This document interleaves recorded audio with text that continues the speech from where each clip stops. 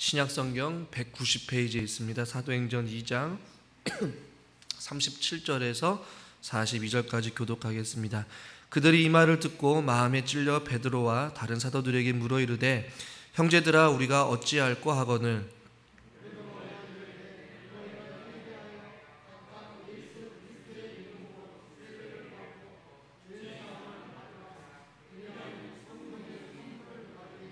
이 약속은 너희와 너희 자녀와 모든 먼데 사람 곧 우리 주 하나님이 얼마든지 부르시는 자들에게 하신 것이라 하고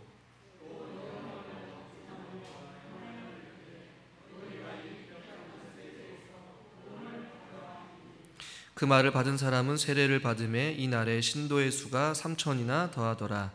그들이 사도의 가르침을 받아 서로 교제하고 떡을 떼며 오로지 기도하기를 힘쓰니라.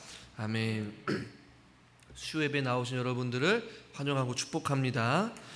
여러분 한편의 드라마나 영화나 어떠한 감동적인 영상을 보다 보면서 마음에 어떠한 감동이 있거나 혹은 나와 같은 상황에 처해 있어서 공감이 되거나 뭔가 위로가 되거나 어떠한 심리적인 어떠한 자극이 있어서 최근에 어떠한 영상물이나 드라마나 어떠한 동영상을 통하여서 여러분들이 눈물을 흘리신 적이 혹시 여러분 있으십니까? 저는 아주 종종 있어요. 물론 말씀을 준비하다가 기도하다가 눈물도 흘리지만 일반적으로 노래를 듣다가 혹은 찬양을 듣다가 혹은 영상을 보다가 TV를 보다가도 공감이 되거나 마음에 어떠한 감동이 있으면 나도 모르게 눈물을 흘릴 때가 좀 종종이 있습니다. 말씀을 준비하면서 교회에 와서 얼마나 많은 설교를 했는지 한번 생각해 보게 되었어요. 1년 365일 새벽 설교와 주일 오전과 수요 예배 설교, 약 1년에 한 469편, 한 470편, 3년으로 따지면 약 한 1000편이 넘는 설교를 강단에서 여러분들과 함께 나눈 것 같아요. 이 수많은 1000편이 넘는 설교를 그동안 해오면서 과연 우리 성도님들이 가장 인상에 남는 설교, 말씀을 듣고 감동이 있거나 혹은 은혜가 되거나 정말로 마음에 어떠한 이루 말할 수 없는 도전을 주었던 일생일대의 설교가 과연 저에게 혹은 여러분들에게 얼마나 될까라는 생각을 해보게 되었어요. 아마 설교 제목조차도 기억 못하고 지난 주일날 설교 본문도 어딘지 기억 못하는 우리 성도님들에게 많은 것을 제가 바라는 건 아닐까, 이건 내 욕심이다 라는 생각을 해보게 되었어요.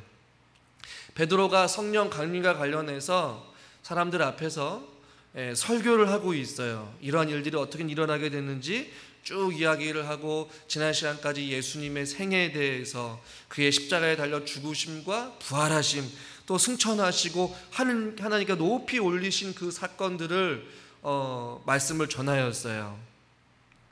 그런데 이 말씀을 듣는 이 사람들의 반응을 오늘 우리는 보게 되는 것이죠.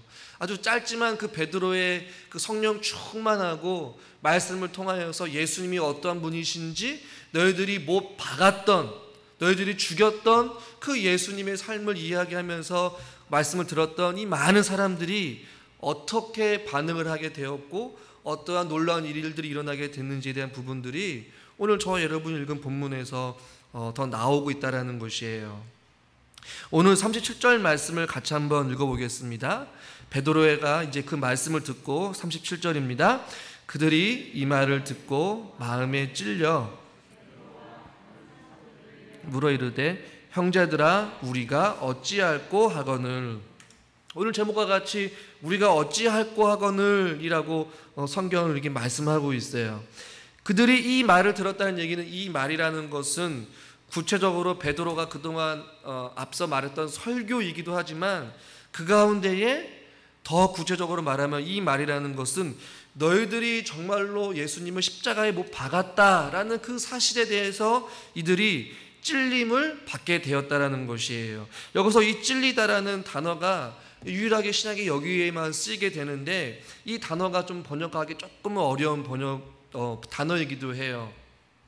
이 말 타는 말이 말발굽이 움푹 파인 상태를 이야기하는데, 이 마른 땅에 말발굽이 파일 정도로 어떤 마음의 깊은 어떤 찔림 혹은 깊숙이 훅 들어오는 마음의 어떠한 감동이 있었다라는 것이에요. 마른 땅에 말갈굽이 쿵 해서 도장을 찍듯이 그 흔적이 남듯이 하나님의 말씀이 베드로를 통하여서 선포되어질 때에 그들의 각 사람들의 심령 가운데에 마치 마른 땅에 말발굽이 지나갔을 때에 움푹 파이듯이 그들의 마음에 그런 어떤 마음의 찔림과 어떠한 말씀을 통해서 깊은 뭔가를 깨닫는 가슴 묵직한 한 방이 그들에게 지금 들어왔다라고 성경은 표현하고 있는 것이에요. 그래서 오늘 이 말을 듣고 마음에 찔려 베드로와 다른 사도들에게 물어 이르되 형제들아 우리가 어찌할꼬 하거늘 이라고 말씀하고 있는 것이에요. 그들은 베드로의 그 말씀을 듣고 나서 그냥 지나치지 않았다는 것이죠. 자신들이 정말로 예수님을 십자가에 못 박아 죽인 죄인 중에 죄인이구나 라는 사실을 그들이 말씀 통해서 깨달아 알기 시작한 것이었어요. 그들이 눈으로 직접 봐왔고 그들의 예수님의 생애를 보았고 죽음도 목격했고 부활도 목격하고 승천한 그 모든 것을 목격하면서 그들이 놓치고 있었던 것, 그들이 몰랐던 부분이 바로 무엇이었냐면 자기들이 예수님을 못 박은 장본인이다. 그리고 그 예수 그리스도가 나의 죄를 위하여서 십자가에 달려 돌아가셨구나 라는 그 사실을 진정으로 예수 그리스도를 만나게 되고 진리의 말씀을 통하여서 그들의 영혼의 찔림과 어떠한 울림과 감동과 어떠한 마음의 묵직한 한 방이 가슴 깊이 사무치는 이 놀라운 일들을 경험하게 된다라는 것이에요. 이것이 바로 성령의 역사인 줄 믿으시길 바랍니다. 많은 사람들이 착각하고 있고 오해하고 있는 것 중에 하나가 이 성령 받았다, 성령 충만하다, 성령의 어떤 역사를 경험한다라고 할 때에 많은 사람 눈에 보이는 방언의 역사, 통변의 의사, 병고침의 치유의 역사, 어떠한 기적을 바라는 이런 모든 것들이 성령의 역사라고 이야기하고 한동안 우리나라에서도 그런 것들로 인하여서 어떤 말씀 중심과 예배 중심의 삶보다는 병고침을 우선시하고 방언받는 것을 더 우선시하게 되는 어떠한 잘못된 성경관을 가지고 신앙생활을 했던 시절이 있었어요. 그것은 올바르지 아니하는 불균형적인 신앙생활을 이야기해요. 방언과 어떠한 병고침의 의사는 성령의 일하심과 성령의 역사 가운데 드러나는 어떠한 일하심 가운데 하나이지 그것이 전부인 것 마냥 그것을 사모해서는 안 된다는 것이죠. 오늘 베드로가 하나님의 말씀의 진리의 말씀이 선포되어질 때에 이들의 마음에 찔림이 있었고 가슴 깊숙한 곳에 자기 자신이 하나님 앞에 어떠한 존재인지 자기 자신들이 십자가에 못 박은 분이 바로 예수 그리스도이시고 그 예수 그리스도가 우리의 구원자이심을 말씀을 깨닫는 순간 그들에게 성령님 하나님께서 역사하셔서 그 말씀을 깨닫게 해주신다는 것이에요. 그래서 이것을 통해서 여러분들이 첫 번째로 알아야 될 것은 무엇이냐면 성령의 역사는 항상 하나님의 말씀과 같이 일어난다는 것이에요. 할렐루야. 여러분 기억하십시오. 물론 성령의 역사는 강권적으로 어떤 특별한 순간에 하나님께서 일하시기도 하지만 오늘날 시대에는 말씀과 성령님이 함께 하셔서 말씀의 진리의 말씀이 선포되어질 때에 그 선포되는 진리의 말씀을 통하여서 성령님이 일하시고 역사하시고 함께 하신다라는 것이에요. 그래서 오늘 본문에도 보면 이 말을 듣고 이들이 그냥 마음이 갑자기 찔린 것이 아니에요. 갑자기 역사한 것이 아니라 하나님의 진리의 말씀을 들었을 때에 그 진리가 그들의 심령 가운데 뿌리 박히고 혹은 찔리고 혹은 그들의 가슴 깊이 사무쳐서 그들이 하나님의 말씀을 듣고 깨닫게 되었고 결국에는 형제들아 우리가 그러면 어떻게 하면 좋겠느냐라고 지금 한탄하면서 말씀 앞에 자기 자신들을 되돌아보고 있는 지금 이러한 모습들을 보게 된다는 것이에요. 제가 서두에 말씀드렸듯이 여러분들은 매일같이 예배를 드리고 저와 같이 새벽 예배, 주일 예배, 오전 예배를 드린 사람이라면 무려 1000편이 넘는 설교를 지금껏 들어왔고 그 말씀을 듣는 것에 그 예배를 드린 것에 우리가 만족하는 것이 아니라 말씀을 들었을 때에 그 말씀이 우리 가운데 깊이 깊이 사무치고 뿌리 박히고 때로는 찔림이 있고 때로는 감동이 있고 때로는 어떤 삶의 변화가 있고 어떠한 신앙의 성장이 있는 그런 모습들이 말씀을 전하는 자나 듣는 자 모두에게 있어야 될 줄 믿으시길 바랍니다. 이 말씀을 준비하면서 이 베드로가 진리 성령으로 충만하여서 말씀을 선포할 때에 그 진리가 이 여긴 많은 사람들에게 심령에 깊이 뿌리 박히고 그들이 마음에 찔림이 있고 마음 가운데 사무치는 어떠한 감동과 성령의 뜨거운 역사가 이렇게 경험하게 되었구나. 말씀을 전하는 자나 듣는 자 모두에게 이런 일들이 일어나면 얼마나 좋을까 하는 그러한 작은 소망을 품게 되었어요. 여러분, 예배를 드리는 것에, 말씀을 듣는 것에 만족하지 마시기를 바랍니다. 때로는 그냥 형식적으로 앉아있다가 그냥 돌아가는 그런 모습들이 아니라 돌같이 굳어버린 우리의 마음 가운데는 진리의 말씀이 심겨질 수가 없어요. 그 말씀이 우리 심령 가운데 뿌리 내릴 수가 없다라는 것이에요. 그렇기 때문에 어떻게 됩니까? 예배를 드리는 저와 여러분들, 말씀을 전하는 자나 듣는 자 모두가 어떤 마음이 되어야 된다는 얘기예요? 옥토밭이 되어야 된다는 얘기예요. 상한 심령이 되어야 된다는 얘기예요. 가난한 마음이 되어야 된다는 얘기예요. 아멘 좀 해보세요. 할렐루야. 이 예배를 드리다 보면 어떤 분의 눈을 보면 초롱초롱해요. 찬양할 때부터 막 마음에 감동이 있고, 주님 오늘 내가 이렇게 어렵게 왔고 피곤한 몸을 이끌고 왔지만 말씀을 통해서 하나라도 깨닫게 해주시고 하나라도 은혜 받게 해주시옵소서, 이런 마음을 가지고 온 자들에게는 반드시 하나님의 놀라운 역사가 일어나게 될 줄 믿습니다. 항상 우리가 옥토밭이 될 수는 없다는 것 알아요. 그렇지만 우리의 그 묵은 땅을 계속해서 기경하고 뿌리 뽑고 주님 앞에 다시 한 번 더 결단하고 자기 자신을 날마다 부인하면서 계속해서 우리는 나아가는 것이에요. 말씀을 준비하는 저는 늘 언제나 말씀으로 충만하겠습니까? 결코 아니에요. 매일같이 말씀을 준비하고 매일같이 성경을 보면서 말씀을 묵상하지만 때로는 저의 마음 가운데도 돌같이 굳어버린 마음과 염려와 근심으로 인하여서 말씀으로 진리가 진리대로 오라오지 않을 때가 있다라는 것이에요. 그럴 때마다 주님, 또 무릎 꿇는 것이죠. 또 주님 앞에 긍휼을 구하고 자비를 구하며 마음을 다시 한 번 더 정결케 하고 주님 말씀 앞에 다시 한 번 더 서서 다시 한 번 더 진리 앞에 나아가는 것이죠. 오늘 이 말씀을 듣는, 이 베드로의 말씀을 듣는 이 많은 사람들에게 찔림이 있었다라고 말씀하고 있어요. 저는 여러분들이 예배를 들을 때에, 말씀을 들을 때에 어떤 은혜가 되고 감동이 있고 때로는 공감이 되기도 하겠지만 그것으로 멈추지 마시고 오늘 말씀과 같이 여러분들이 그 말씀을 들었을 때에 마음의 찔림이 있기를 주님의 이름으로 축원합니다. 이 말씀이 여러분 삶 가운데 혹은 여러분의 마음 깊숙한 곳에 각인되는 거예요. 직인을 찍는 것, 도장을 찍는 것처럼 여러분의 말씀이 여러분의 심령 가운데 뿌리 박히고 계속해서 여러분의 영혼 가운데 사무치는 그러한 말씀이 될 수 있기를 주님의 이름으로 축원합니다. 그러기 위해서 여러분들이 해야 될 것은 무엇이냐면 바로 목회자인 저와 협력자가 되어야 된다는 것이에요. 할렐루야.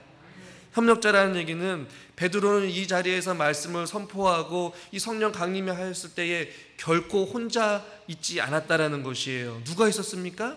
같이 기도하는 사람, 같이 말씀을 듣고 같이 오순절 성령을 기다리면서 주의 말씀을 서로 나누고 말씀을 듣고 기도하는 기도의 어떤 협력자들, 믿음의 동역자들이 같이 있었다라는 것이에요. 목회자와 여러분들과 제가 함께 협력자가 되어서 말씀을 전하는 자는 말씀을 준비하면서 말씀을 듣는 성도님들을 향하여서 기도하고, 반대로 말씀을 듣는 여러분들은 말씀을 전하는 목회자를 위해서 서로 기도하면서 서로가 주님 앞에 말씀 앞에 섰을 때에 똑같이 하나님 앞에 은혜를 받은 죄인에 불과하다는 사실을 기억하고 주님 앞에 은혜를 구하며 우리가 나아갈 때에 이런 놀라운 성령의 역사가 일어나게 될 줄 믿습니다.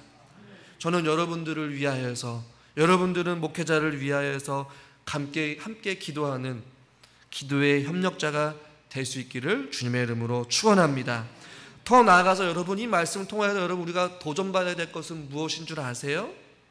우리가 예수님을 20년, 30년, 40년 믿으면서 모두 다가 대부분이 권사님으로서의 직분, 장로님으로서의 직분, 또 안수 집사님으로서의 직분, 다 직분을 받고 어느 정도 쉽게 말하면 신앙의 연륜이 있는 사람들이에요. 그렇다면 우리는 어떤 자들이 되어야 됩니까? 마땅히 가르치는 자, 선생이 되어야 되고 말씀에 능통한 자가 되어야 돼요. 만나는 자들마다 그리스도의 부활의 증인으로서 그리스도의 복음을 전하고 우리의 입술로 누군가를 권면하고 예수 그리스도를 선포하고 예수님을 자랑하고 하나님을 자랑하고 복음을 전할 때에 우리의 입술을 통하여서 어떤 일이 일어나야 됩니까? 예수님을 모르는 자들, 예수님을 아는 자들이 어떤 것을 경험하기를 원하십니까? 마음에 찔림이 있어야 된다는 것이에요. 우리 장로님과 대화를 잠깐 했는데, 우리 권사님과 대화를 했는데 이 마음 가운데 나도 모르게 그 성령의 어떤 뜨거운 어떠한 그 말이 같이 전달되어지고 또 같이 느낄 수 있고 뭔가 위로가 되고 그 한마디 한마디가 불같은 외침처럼 마음의 찔림과 때로는 위로와 어떠한 평안과 어떠한 소통 가운데에 이 놀라운 일들이 우리 가운데 일어나면 얼마나 좋을까요? 할렐루야? 우리가 서로가 대화할 때에 짧은 대화를 하더라도 깊은 어떤 울림으로 돌아갈 때에 권사님과 했던 대화, 장로님과 했던 그 짧은 대화 가운데 감동이 있고 은혜가 있고 때로는 또 제 자신을 돌아보면서 반성도 하고 도전도 받는 어떤 그런 대화들, 하나님을 모르는 자들도 우리가 내뱉는 무심코 내뱉는 말 가운데에 비록 복음을 전하지 않더라도 우리가 내뱉는 그 말을 통하여서 많은 사람들에게 그리스도의 복음이 심겨짐으로 말미암아 그들의 심령이 찔림이 있고 감동이 있고 변화가 있고 마음 가운데 계속해서 생각나서 그 말이 떠나가지 않는 가슴 깊이 파고드는 어떠한 그러한 말씀을 전할 수 있는 그런 능력 있는 그리스도인들이 저와 여러분이 되어줄 수 있기를 주님의 이름으로 축원합니다. 여러분의 입술, 여러분의 삶, 여러분의 대화 가운데에 이 베드로가 주의 말씀을 선포할 때에 많은 사람들이 마음에 찔려서 우리가 어찌해야 될지 몰라 이렇게 마음 가운데 이런 말할 수 없는 감동과 성령의 뜨거운 어떤 역사가 일어나듯이 우리가 만나는 모든 이들에게 마음의 어떠한 찔림과 감동과 은혜를 끼칠 수 있는 그런 능력 있는 아름다운 입술, 성령의 충만한 우리가 될 수 있기를 주님의 이름으로 간절히 축원합니다. 베드로가 이렇게 말하면서 우리가 어찌할 거라고 이렇게 말할 때에 이제 베드로가 38절부터 이렇게 말씀하고 있어요. 세 가지를 말씀하고 있는데 우리 38절 말씀을 같이 한번 읽겠습니다. 베드로가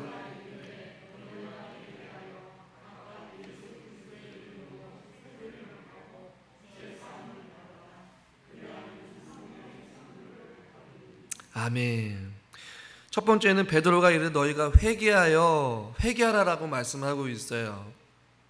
이 회개하다라는 이 단어는 여러 가지 의미가 있지만 너희들이 그동안 가던 길을 바꾸라는 얘기예요. 가던 길에서 돌아서라라는 의미를 가지고 있어요. 마음을 바꾸고 생각을 바꾸고 너희들이 그동안 진리라고 믿었고 너희들이 바른 길이다 올바른 길이라고 걸었던 그 길로 돌아서서 이제는 진정으로 하나님께서 원하시는 그 길로 돌아서야 한다라고 지금 말하고 있는 것이에요. 무엇입니까? 너희들이 그토록 부정하였고 너희들이 십자가에 못 박아 죽었던 그 예수 그리스도가 참된 구원자요 우리의 소망이요 우리의 구원자이기 때문에 너희는 그동안 잘못 믿었던 그 신앙생활에서 돌아와서 이제는 너희들의 삶이 제대로 된 믿음 생활을 해야 한다라고 베드로는 말씀하고 있는 것이에요. 그러나 중요한 것은 여러분 잘 기억하십시오. 회개하면 구원을 받는 것이 아니라 구원을 얻었기 때문에 회개하라고 성경은 지금 말씀하고 있는 것이에요.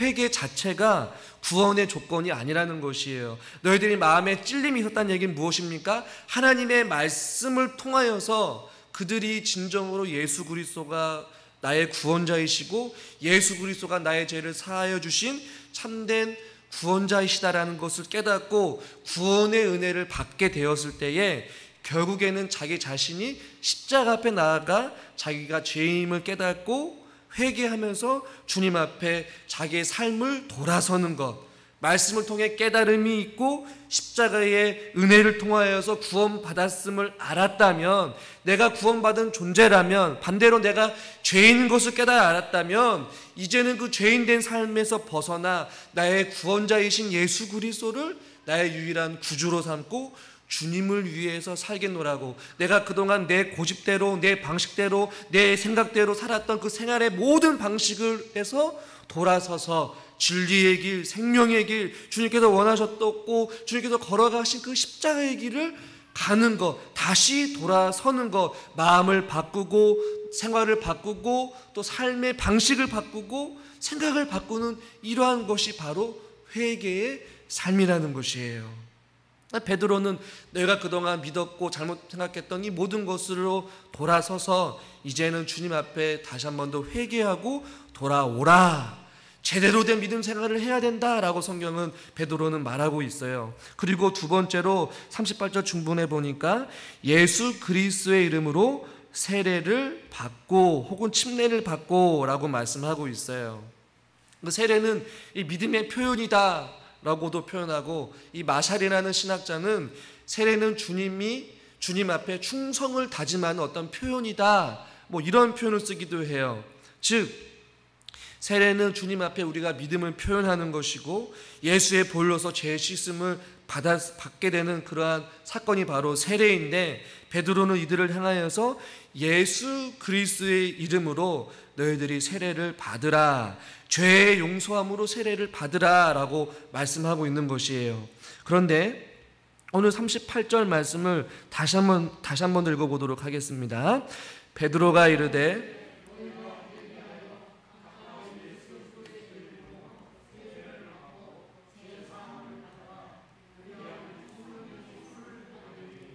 너희가 회개하라고 할 때 이 회개가 2인칭 복수로 되어 있어요.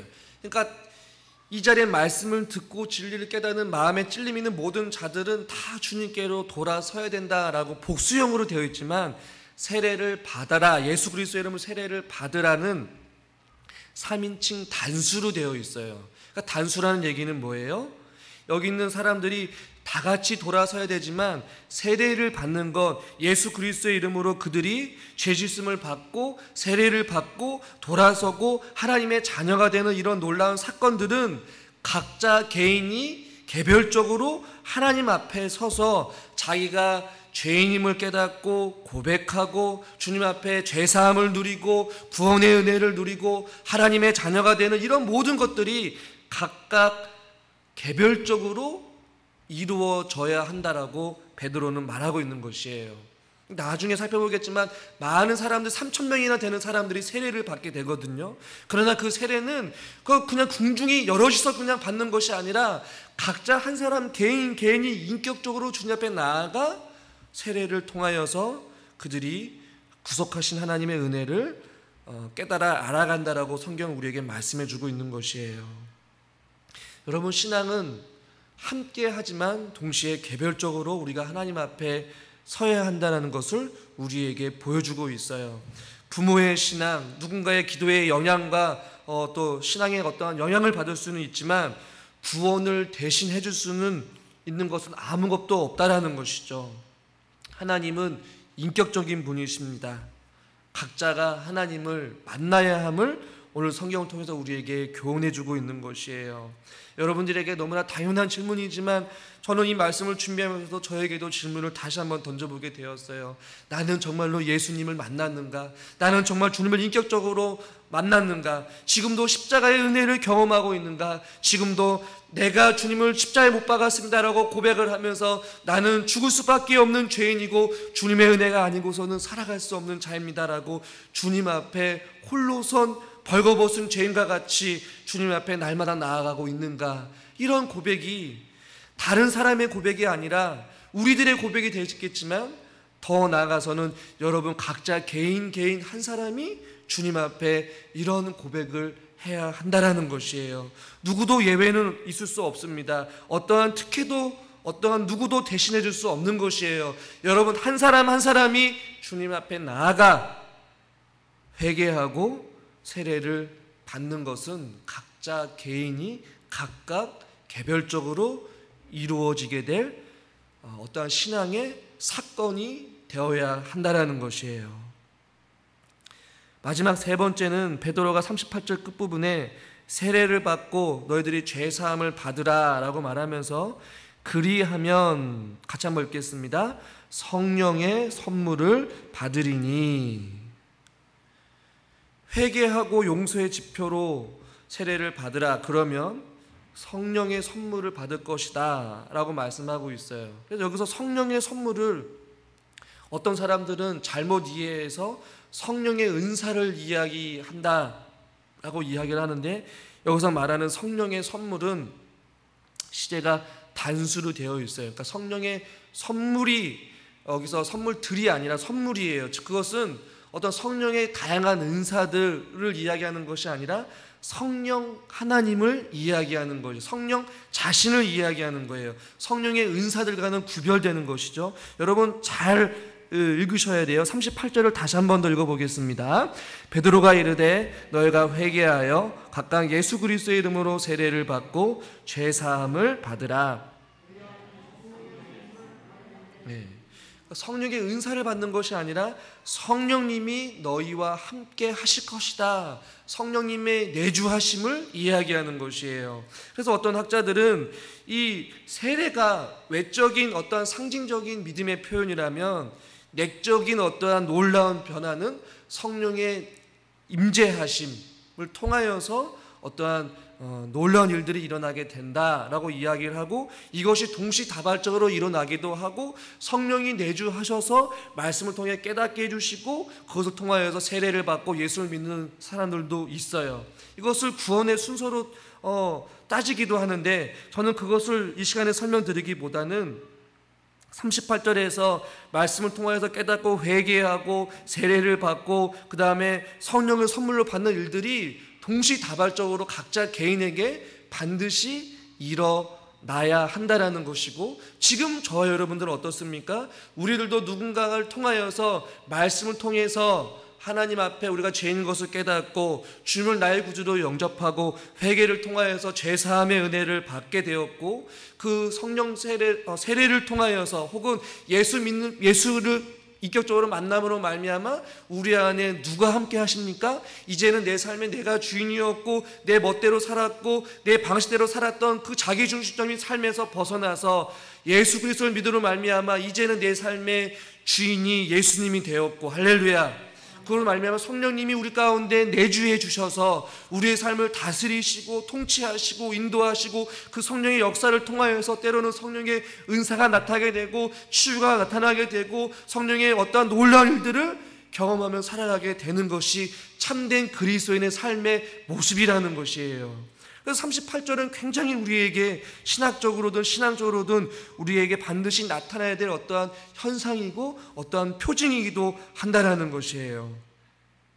사랑하는 성도 여러분, 말씀을 들었을 때에 성령 하나님께서 때로는 우리의 이 어려운 말씀들을 때로는 우리들도 하여금 깨닫게 해주시고 누군가에게는 찔림이 있게 해주시고 누군가에는 도전이 되게 해주시고, 할렐루야, 누군가의 마음에 감동이 있게 해주시고 누군가의 어떤 말씀을 통하여서 진리의 말씀이 심겨질 때에 인생 평생 잊지 못할 어떠한 말씀으로 각인되기도 하고 말씀이 우리에게 위로가 되기도 하고 여러 가지로 말씀을 통하여서 깨닫게 해주시는 그분이 누구시라는 것이에요. 바로 저와 여러분 가운데 함께 하시는 성령님이라는 것이에요. 때문에 성령 충만해야 될 이유는 바로 여기에 있어요. 성령 충만해야 하나님의 말씀에 깨달음이 있고 그 말씀의 깨달음이 통하여서 마음의 찔림도 있고 마음의 변화도 있고 삶의 변화도 있고 성령의 열매도 있고 어떤 삶의 이끄심과 인도하심을 우리가 경험할 수 있게 된다라는 것이에요. 이 성령의 선물, 즉 성령은 이미 각자에게 부어졌습니다. 성령의 은혜를 여러분 누리고 계십니까? 성령의 은혜로 말미암아 여러분 기뻐하십니까? 성령의 통치하심 가운데 여러분의 감사가 넘칩니까? 성령의 역사하심을 통하여서 하나님의 은혜를 누리고 계십니까? 만약에 그것을 누리지 못하고 있다면 여러분의 삶 가운데 성령님은 함께 하시지만 성령으로 충만하지 않기 때문에 여러분은 그 은혜를 누리지 못하는 것이에요. 그러나 성령으로 충만한 사람은 어떤 말씀이 선포되든지 간에 그 말씀을 통하여서 성령님이 역사하는 것이에요. 성령으로 충만한 사람은 기도할 때에 하나님의 음성을 듣는 것이에요. 성령으로 충만한 사람은 기도할 때에 병고침의 은사도 있는 것이에요. 할렐루야.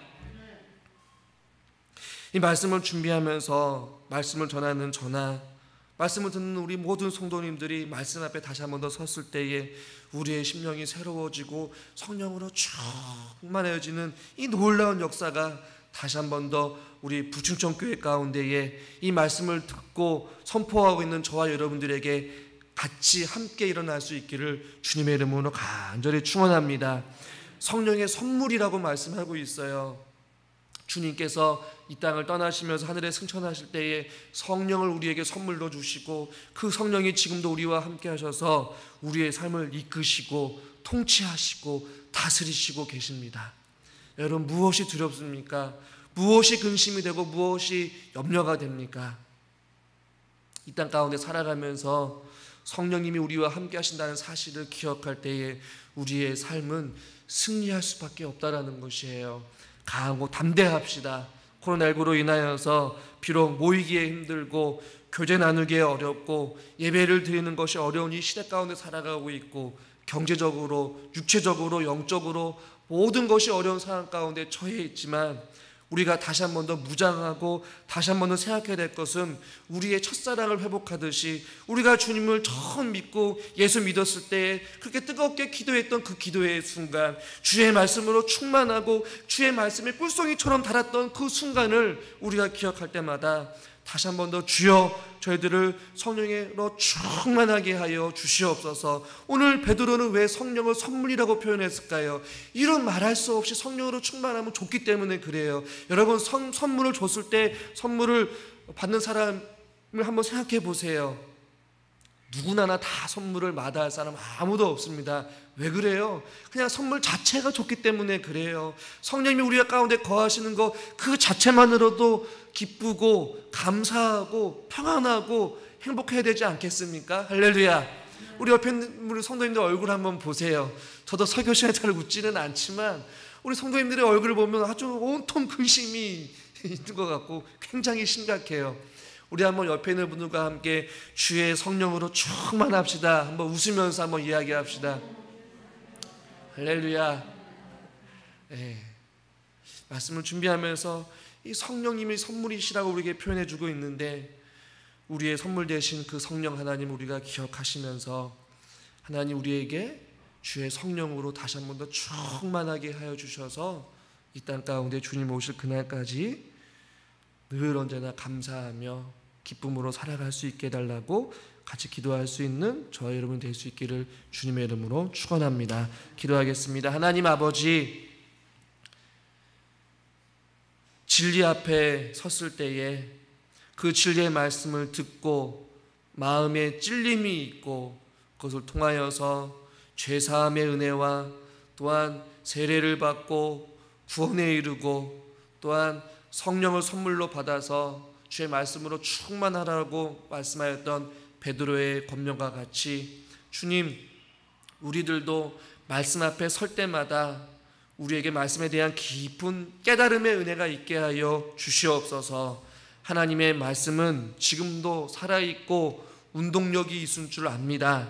지금도 살아 숨쉬고 우리의 마음 깊숙한 곳에 주의 진리의 말씀이 심겨지게 하여 주시옵시고 그 말씀을 통하여서 도전받게 해주시고 또 각인되게 하여 주시고 또한 생각나게 하여 주셔서 그 말씀대로 순종함으로 살아갈 때에 놀라운 성령의 역사가 일어나게 하여 주시옵소서. 성령 하나님, 우리와 항상 함께 하신다라고 말씀하셨습니다. 이 땅 가운데 살아가는 순간순간마다 하나님의 인도하심과 성령님의 함께 하심 속에 우리가 날마다 주 안에서 항상 기뻐하고 주 안에서 승리의 삶을 살아갈 수 있도록 하나님께서 은혜를 허락하여 주시옵소서. 예수 그리스도의 이름으로 감사하며 기도드리옵나이다. 아멘.